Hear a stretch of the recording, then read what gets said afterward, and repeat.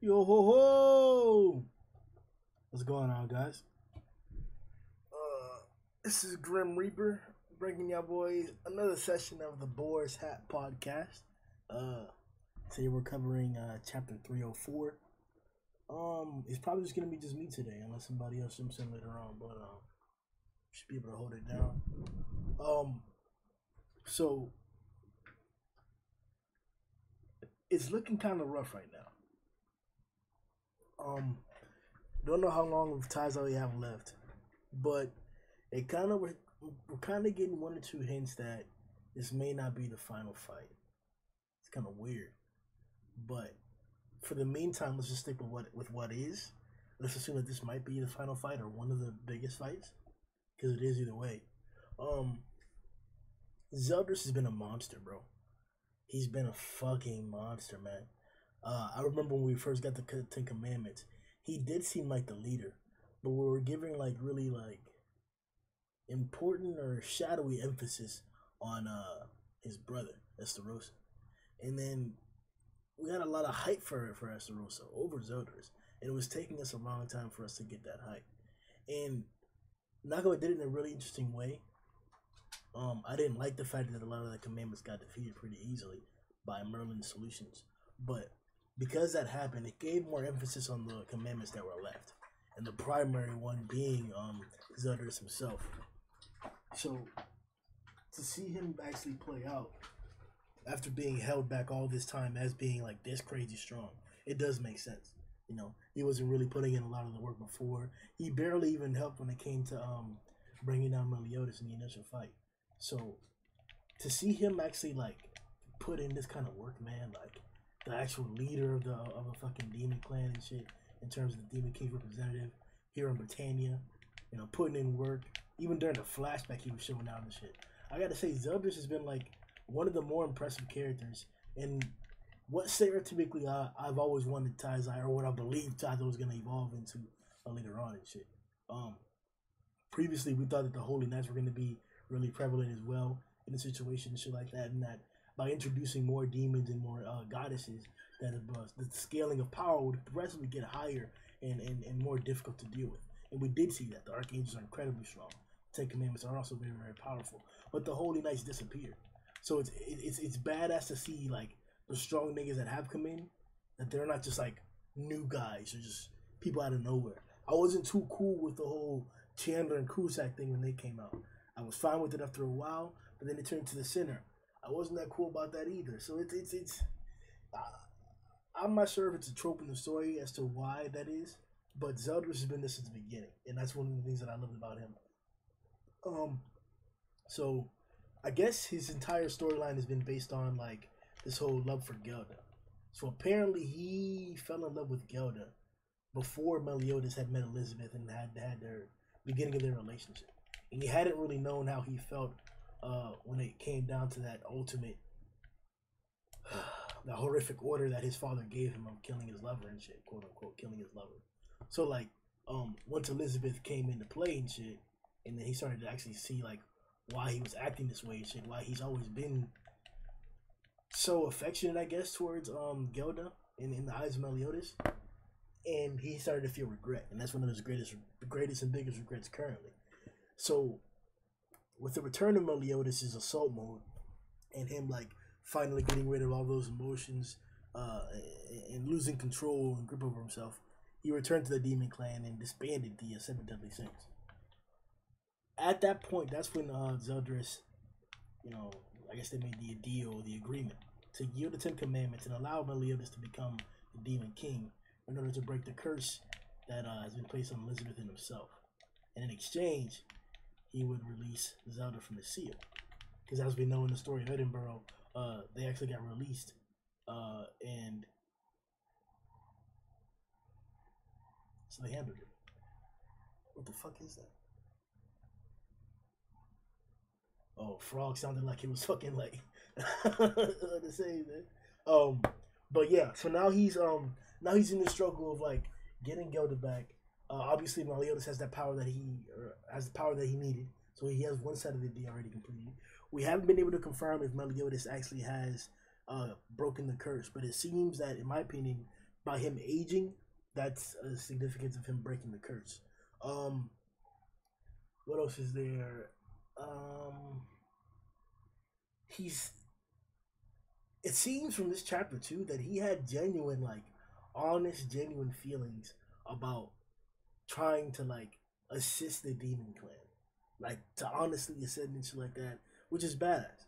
The Demon King confirmed this by the I guess spies that he had planted everywhere, which is he's pretty badass with that recon shit. I guess like anything that holds his power, you know, because Hawk is an example. So I guess he's able to use some of his power inside of Hulk in order to get this done. Not that Hulk can use that power.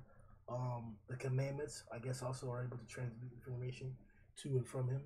Um, it's the Demon King is once again very, very effective in his tactics and how he get things done. But I'm not gonna say it wasn't expected that some kind of turmoil would come up with this deal that Meliodas and Zeldoris were gonna have with Gelda, because we gotta remember these are like, I don't want to use the word vigilantes because they're villains, but it's kind of like the love story of villains. So like we can't really disregard the the goals, the achievements, and like the passionate endeavors that they strive for, because they're based, or they like are fueled by evil. Like the evil characters also do get stories. We saw that with Daddy Eddie and Monsivier, the two demonic characters who have killed hundreds of people in terms of removing souls and stuff, as well as other atrocities I'm sure of in the war. And they got a sad story. They even got a redemption story with Elizabeth. So we could have we got a few like little vibrant hints of like the Zeldoris turmoil was gonna come up, but we didn't predict a Demon King variable, and obviously that's a huge one. Now the other obvious part is that we know that Meliodas is gonna get his body back. It's been like 4 chapters since the initial occurrence presentation of the Demon King possessing him. So I guess it went by quick. A lot of stories take a lot longer to resolve this type of issue, like 10, 15 chapters. It'll be like the last at the end game type shit. So that's another reason why it makes us believe that this might not be the final fight. But regardless of that,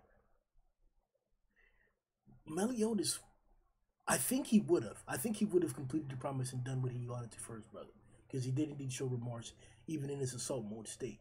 So I'm just really not sure how this is supposed to play in for the Demon King, because his issue can be resolved pretty quickly, like with defeat and removal of the Demon King within like the next, like, let's say like what, 2 chapters, 3 chapters at the most, 4 chapters. I can give it that. Let's say that gets resolved, right? Meliodas regains control of his body and he's back in there. 4 chapters worth of time, then he should be able to, like, confront Meliodas about the whole Gelder thing. We might get 1 chapter of like whatchamacallit, the whole feelings bullshit, or they're like reminiscing and like saying thank you and being grateful and shit for the whole fight, after fight type shit. But it should come pretty soon. So I'm just conflicted, because as we saw in the chapter, he took a fatal hit to the chest. The Demon King used, I believe it looks like Deceive, the lightning attack that Zeldoris himself used earlier in the storyline when confronting Rudisil in the sky. And we also did that during Purgatory, so it's probably confirmed that attack that he can spam it in different variant sizes and power levels. So he did that and he got his ass. And I guess he was also able to take away the power of the ruler, or not the ruler, excuse me, the power of God that he was able to, that he gave him as a representative and shit, which is unfortunate. It makes Zeldoris not a lot less powerful, but it allows other niggas to fight him pretty evenly. I mean, it's never still a thing, as we just saw, and it was able to assist him in taking out the mage, or the something of moments now, I guess is what they're calling him. That thing transformed again mid-chapter, which is, I guess we'll get on that in a second. But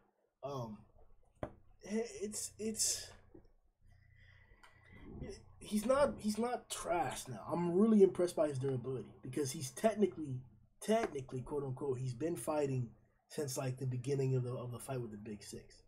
Not to say that others haven't. Not to say that there haven't been more people doing that shit. Uh, uh, it's just I'm not exactly sure.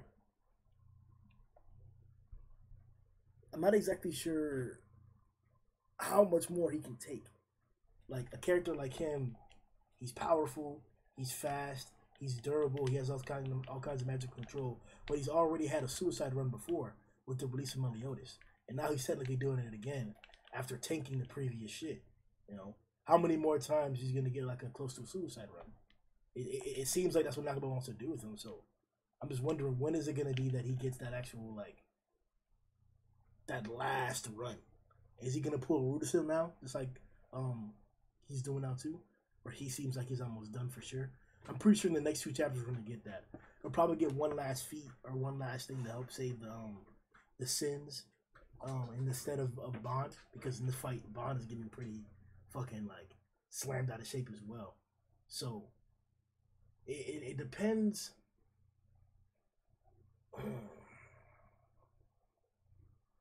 I don't know, man. Cause that other like that sage thing, that thing has also been destroyed. That's also been killed. So now it really is just Zeldoris versus the Demon King with Bond on the side, and he still got that fucking in one like little I guess possession change if you want to call it like that. Because Bond was sitting there fighting him pretty good, just smashing down on him. Even though he was getting fucked up, he was holding off the Demon King still, and then he just got slammed down in his face, and then a DC hit to Zelda's. So,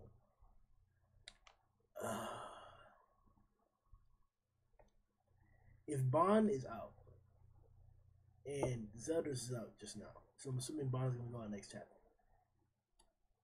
Somebody's gonna have to like show up or hold him off. Like we said before, it looks like we're getting into that coincidence of time where like it's gonna be all right. We're like we are gonna be able to see we are gonna see exactly when Meliodas actually comes out and takes control of his body, and I don't want it to be that it happens right when Bond's gonna die or right when one of the Sins gonna die or something like that. I don't want it to be some like stop his blade mid struggle type shit. But I don't know, man. Like I was being really cliche.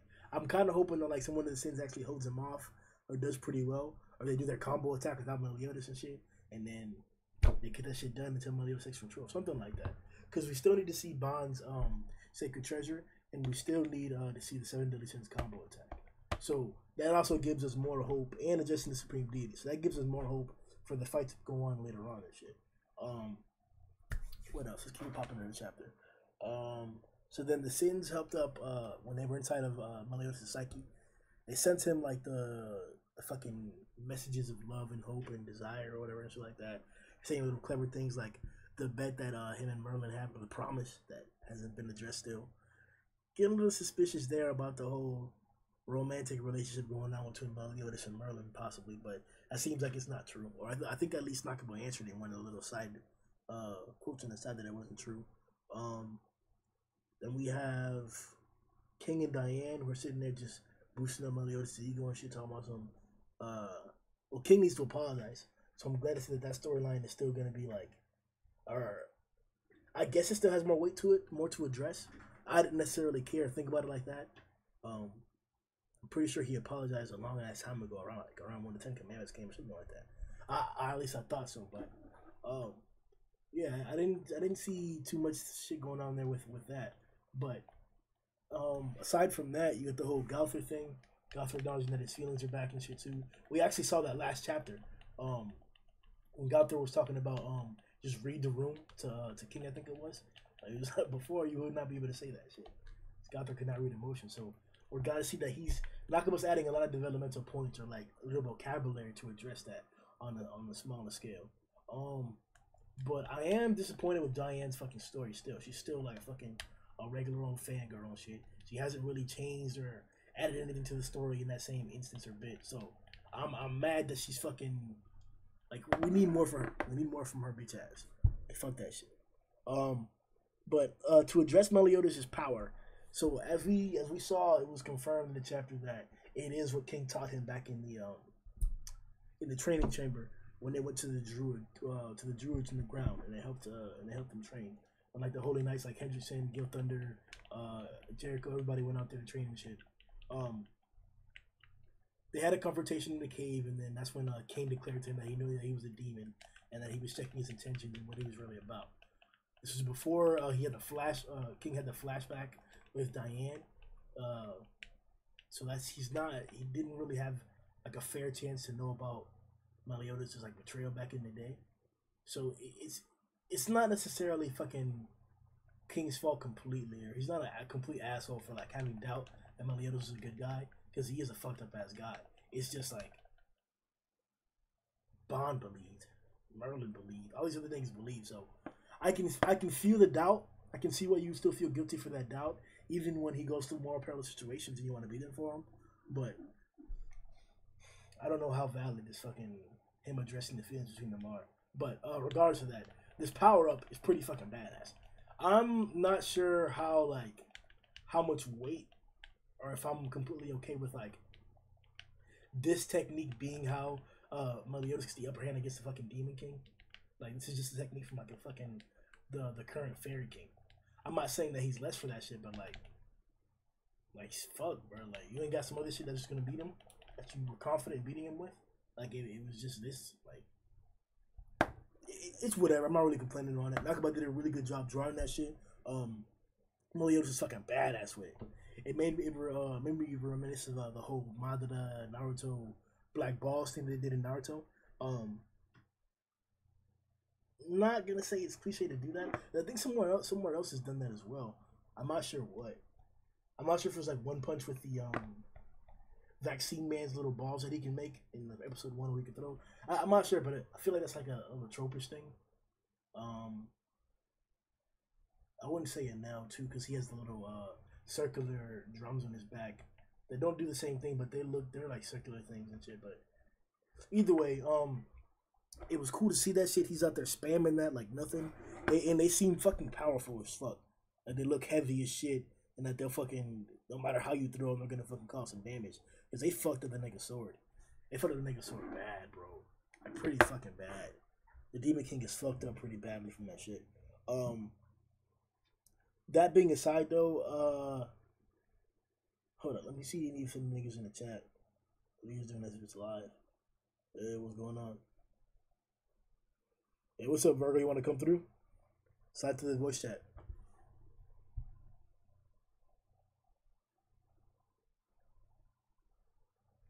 Let me see what some other niggas thought about the chapter.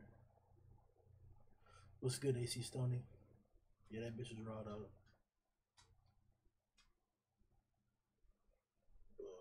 Let me see.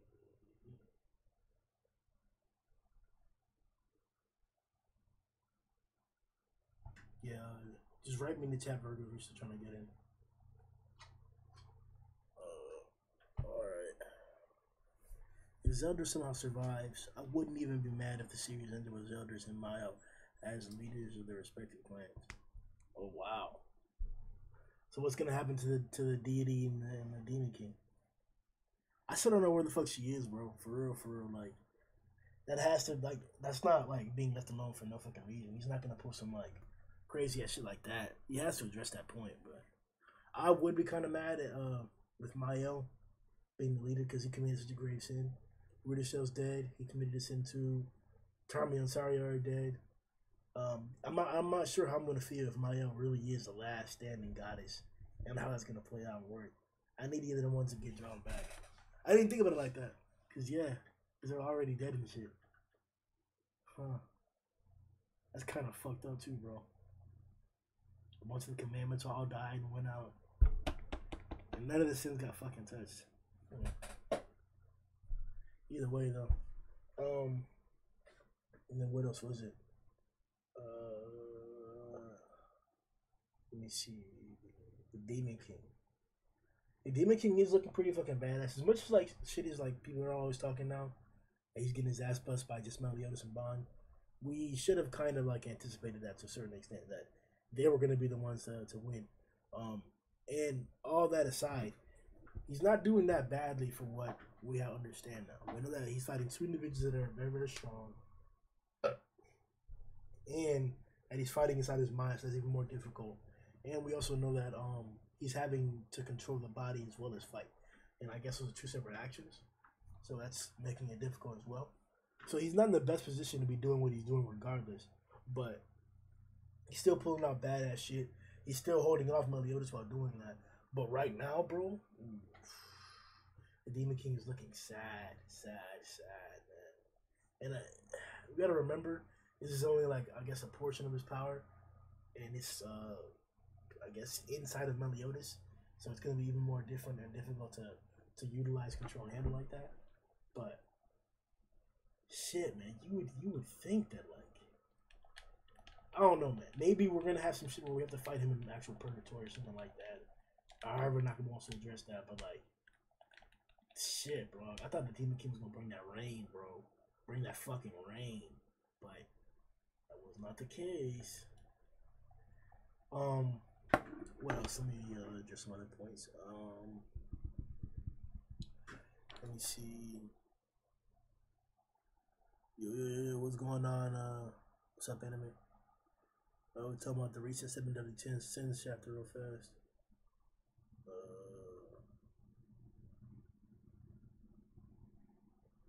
Yeah, let's hop up some more little ZELDORIS while we're at it.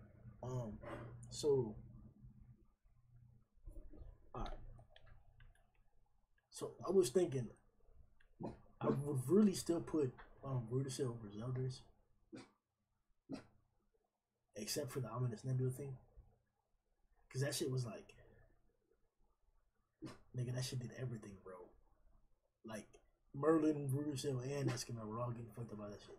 And regardless of what people want to say about fucking Escanor and shit, like, the nigga had to stab his feet into the fucking ground, bro. Like, deep into the ground where he was immobile. And then he had to fucking go into the one form and then then he could start moving around and shit in his strongest form. So it wasn't like him getting past Ominous Nebula was an easy thing. That wasn't a casual thing whatsoever. That's not how that shit was. So that being like a big ass thing that is difficult, and not to mention the power of God, which stops all fucking kinds of like magical attacks from coming in, and then when you use physical attacks, they get blocked by the shit as well. It's he's tough. He's tough. I have to say, with Ominous Nebula, he's stronger than Rudisil. I'll give him that. But without the shits, I don't like it, bro. Without the shits, that's like, now, hold on, let me take on all these things at the same time. What you want to do, bro? What you want to do, bro? I'm finna jump me, bro. I'm not finna jump me, bro. Get out of here with that. Get out of here with that. Fuck, they got me. Alright, but, I don't know if you're watching this night, but come through if you're out there. Okay. Alright, as I was saying. But, so, to hype a little bit more about ZELDORIS. So, the entire fight with the Big Six or whatever, he's in there taking everything, taking all kinds of hits, got smashed up by the one, healed himself, and he's came back to this point. He took on the storm of the Demon King or whatever. He fought this little sage thing, which is super powerful, super high level, like around commandment level, if not a lot stronger. He's been putting in that fucking work the entire time, bro. Without piety, with piety, he's capable of shit. Not to mention top by fucking what's his face? Meliodas and the Demon King in terms of all kinds of shit. Like ZELDORIS is really like everything that he has, all the titles that he has, he's shown that he's earned. Like he deserves everything that he has. He's just I just wish Ominous Nebula was different. If it was depicted differently, I could hop onto that character so much more. So much more. But like that shit is like fucking obnoxious, man. Like for real. I really don't like that shit. But he looks so badass when he's doing shit, bro. Like that panel where in the chapter where he was cutting up the he activated Ominous Nebula and the shit started like to turn him into pieces and shit because it got too close to him because he was spinning in the darkness or whatever. That looked badass, bro.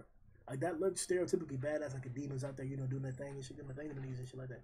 You know, some badass shit. I fucked with it, but like you remember when Arthur first got his sword back and he's out there like fucking on talking about someone to kill you, Meliodas, and your followers, and then he was out there like attacking them for real, wasn't dying right away. That looked badass. They both looked badass taking and blocking those attacks. It was cool, and like compared to then, like we were talking about something like, oh, is fucking Arthur really gonna do this to like these guys? Like, is this really possible? And now we see that really wasn't anything. Like on both parts. Like Zeldris himself may have been stronger than Meliodas. Possibly. We're not sure. But the power of God could have done a lot, a fucking lot, up against a fight like that. But, and especially with piety. So it's a little bit a different situation. But they were both very, very high level back then. I don't think Arthur would have been able to to deal with some shit like that. That being the case though, the other part that I didn't like was when Mael came through with the fucking sunshine shit. And then he was like, my power of the sun is like so radiant and hot that it turns off your shit or it was some like extreme bullshit. Like the biggest amount of bullshit fucking ever was that. And that's to this day the reason why I don't like Mael. Because he's just come back to being like plot stupidity, bro. Like the Esterosa thing, that was cool as fuck. That was badass. Sure, him even turning into Mael, that to an extent that was fine. I wasn't too crazy about that, but that's still a little bit convoluted. But the instances and essences they've given to the character, like, it's too much, bro. Like, it just sounds ridiculous. It's ridiculous, bro. Like, the nigga can even, like, reincarnate individuals and shit, too. Like, what? I don't want to hear that, bro. That's ridiculous, man. But, besides that, Zelda's has really been about it, bro. Let me see. Who else showed up real bad here?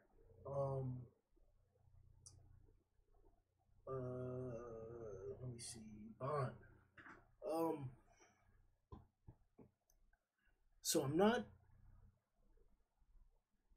At first, I wasn't fucking with the whole Bond's like lost his mortality bullshit, and Nakaba's done a really, really good job of like showing us and helping us like stay on the road with that shit, like and understand that like he's still strong without it. You know, it's not that he's not weaker without it, but he is strong without it. So I can get over that bullshit. It's just like now what are we supposed to like? So he can die with Elaine now. He doesn't have to do that whole bullshit of like watching his loved ones die in front of him and shit like that. He can die with Elaine. But is he gonna have longevity and shit like that? Because they can live like 7,000 years. I believe Gerard. I believe. Correct me if I'm wrong in the comment section. I believe Gerard is like 3,000 plus years old. She hasn't died. She's been around since, as we saw back in the time skip and shit. Like, or shooting the flashback.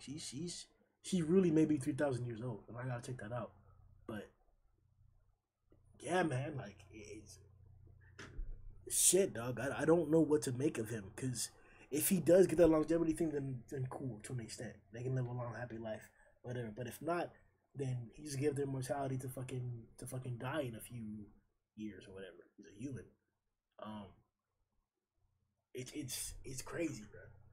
And if you take it to a really realistic standpoint, like I know it's you know it's fiction, like super fiction because it's magical, but like having that mortality bullshit, as much as Bond has already went through, bro, he should have some crazy psychological damage, bro. Like, for him to have gone through all that trouble in, like, the worst parts of immortality, and then to go to purgatory after that, like, that nigga's, like, in terms of his will, bro, his mental fortitude, this nigga's a fucking beast, bro. Like, Bond is super, super duper in there. And it helps me take more into perspective whenever we talk about those 1,300, 1,400 years he spent in purgatory, 60 of which he was fighting the Demon King. I'm like, we still need a better way to measure that, man. I don't know what the fuck that means. I really don't know what that means. Like, like if they go back to purgatory right now and they fight the Demon King back then, like with the real bodies again, can he do what he was doing now? Because you would think no, or you would think yes. The Demon King said this is a younger body or whatever, but see, I'm not sure, dog. Fuck. That's one thing that I would be interested in seeing, or that I am interested in seeing, like Bond measured up against the rest of these guys when he was immortal, and how strong he would be. Because technically, that nigga would be broken as fuck, bro. Immortal Bond up against these niggas, and the only thing that could really fuck with them or hurt them is his Hellblaze, which the demons do have, but still though, it's not like that's an easy thing to fucking like to just hit niggas with. And the one time that Bond got hit with it, it scarred him permanently because it was Meliodas. So this is gonna be some shit, bro. It's gonna be some shit. Let me see what's going on.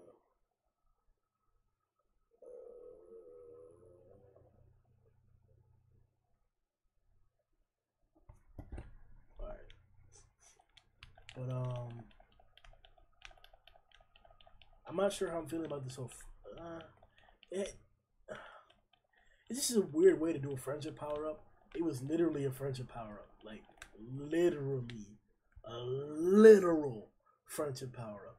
His friend showed up and he was able to power back up or recompose himself. I really want to fucking describe it. That was a friendship power, bro. It usually doesn't matter super too much, but like, god damn, that was trash, bro. That shit was super trash, but it didn't really affect too much. I mean, I guess it did though, because regardless if it's physical or not, they're both fighting hard. So, he got a Saipon boost, and maybe the conditions of purgatory hindered him a bit. Now that he's out, he's different. True. But we gotta remember the same thing that like his power up from purgatory, the Demon King has like I think it was like 6 million times more of a power up than that. He's been dealing with that same exact thing too. So I'm like that excuse or explanation only works to a certain degree, like, but I feel like that is the primary explanation that Nakamo's going with. Oh, he was in purgatory, he's just stronger. But either way, let's let me see what else we could address.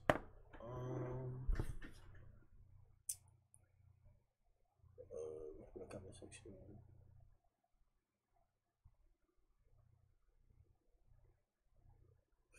All right. Let me see. The One Punch Man whatchamacallit, second trailer just came out, and it got me thinking about the taizai anime. And we're waiting for that next season and shit. Probably come out or probably get announced for next year. Because they usually take a minute to like give you a trailer and explanation for it. We usually know like the year beforehand or like 6 to 8 months beforehand. So we do have time for it to be announced for this year, but I just feel like we would have known by now for something that big. So it'll probably be in 2020. But I don't know why people are complaining about the animation so much. It's really not. It's not an issue at all. It looks the exact same as than before. And when you compare it to the manga, it's like you compare the season 1 to the manga. It didn't look anywhere near as good. So I'm conflicted with people's opinions on that. I don't know if I want to really discuss that, because that's just kind of fucking crazy how people are termed like that. But I just wanted more from that shit for the commandments, bro. Because the commandments were really the saving arc. They were the saving grace of taizai to a certain extent. And unfortunately, we gotta fucking deal with like bullshit with it. They fucking flaked out on the fucking the Escanor fighting shit. It was not what I wanted. It really was not what I wanted. But in terms of fuck, man, because I'm thinking, all right, we should get to where, because it was about 100 chapters, right? The first season, something like that. The second season ended at like 197, so that's like 80 to 90 chapters, I think. So I want to say like right when Meliodas turns assault mode or something like that, they should end, and whenever he disbands the 7 Deadly Sins, it'll probably end. Maybe. Because fuck, it's hard to remember like where we were around like. Because 206, 207 is like the Holy War. I'm not sure. It should probably be where the 7 Deadly Sins gets disbanded. Yeah, that's probably where the show will end. And if not, it'll go a little bit past that. But I just don't. That sounds and feel like the most opportunistic point to end the shit. And then we'll get season 4, which season 4 is gonna entail some more badass shit. And season 4 should probably be it, because we only have like 300. Let's say we get to 350, 370. I'm not sure. I don't think we'll get there if we're already on 304. But like, let's say we get to like 350, right? The maximum possible we can get. I think that's like more than a year of taizai. So like, we're probably not gonna get anywhere near that. But let's say we get to 325, right? Or 350. Because I don't know. Hopefully we get to 350. That's like.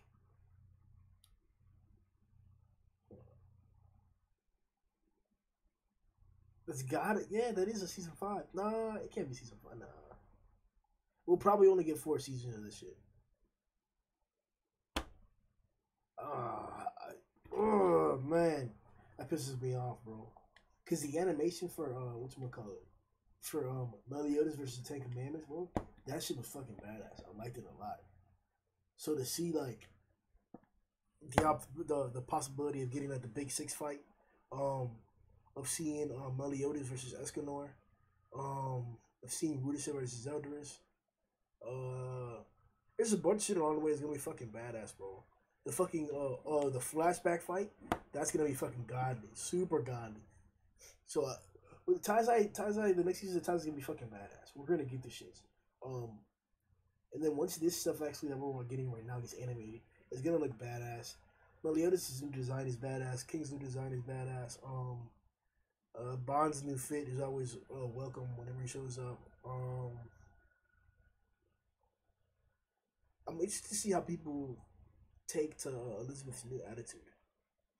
That'll be a new one too to check out and actually see, cause she like, she's a lot more commanding, or like takes the initiative a lot more.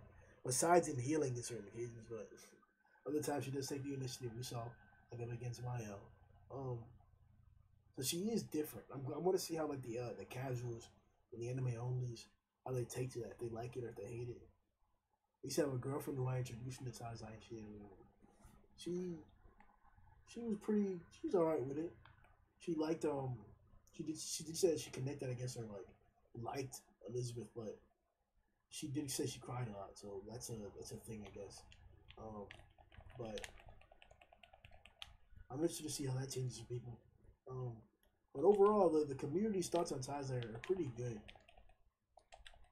It's just like, I don't know, man. I need more from that season 2 shit. All right. I think that was about it for a minute for the chapter. Like I said, chapter was fucking badass.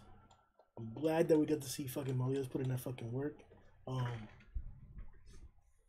Let's see how, if we do get the use of his full power. We should, but if we don't, immediately in this fight, we know why. But I don't think this is his actual true power, true magic, whatever it is. We'll see though. Yo ho!